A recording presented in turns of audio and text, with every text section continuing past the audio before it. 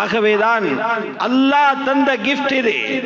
எங்களுக்கு தந்திருக்கிற பிள்ளைகள் ரப்பு எங்களுக்கு தந்த கிஃப்ட் இது. எனவேதான் சொல்றான், அல்லாஹ்வுடைய ஆட்சி உலகத்தில் நடக்குது என்கிறதை யாராவது விளங்க வேண்டும் என்று இருந்தா வீடுகளுக்குள்ள போய்த்து பாருங்க. லில்லாஹி முல்கு ஸமாவாதி வல் அர்த், வானம் பூமியினுடைய ஆட்சி அதிகாரம் அல்லாஹ்வுக்கு சொந்தமானது. என்ற ஆட்சி தான் நடக்குது. உலகத்தில் ஒருத்தன் சொல்லேனும் இந்த நாடு என்னுடையதென்று, இன்னொருத்தன் சொல்லேனும் இந்த நாட்டுடைய ராஜா நான் என்று, இன்னொருத்தன் சொல்லேனும் இந்த நாட்டினுடைய ஜனாதிபதி நான் என்று.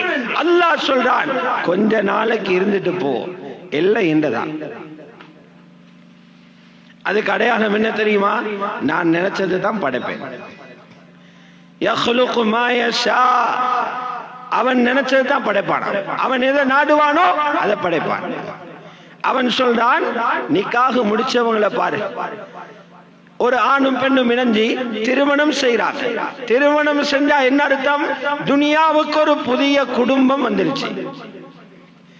இவங்களை நாலா பிரிச்சு போட்டிக்கிறேன், குடும்பங்களை நாலா பிரிக்கிறேன். சில குடும்பங்கள் இருக்குது, அவங்களுக்கு எல்லாமே பொம்பளை புள்ள. அவன் நாடியவர்களுக்கு பெண் பிள்ளைகளை அன்பளிப்பு செய்கிறான்.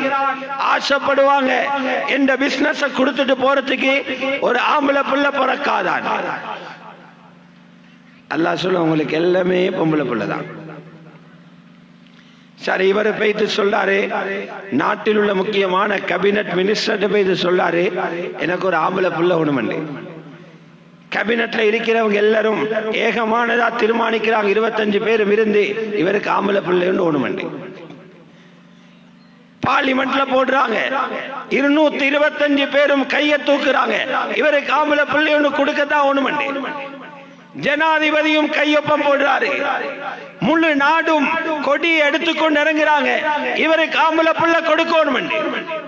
அல்லாஹ் சொல்ல, நான் கொடுத்துருவேன். நீங்க எல்லாரும் கையொப்பம் போட்டு தீர்மானம் நிறைவேற்றதுக்காக நான் கொடுத்துருவேன். நான் கொடுக்க மாட்டேன்.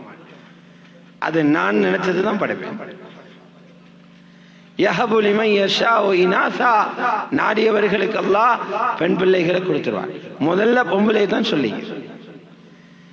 ஏன்னா அந்த காலத்துல ஜாஹிலியத்துல பெண் பிள்ளைகள் பிறக்கிறத ஒரு கேவலமா கருதின காலம், உயிரோட புதைச்ச காலம்.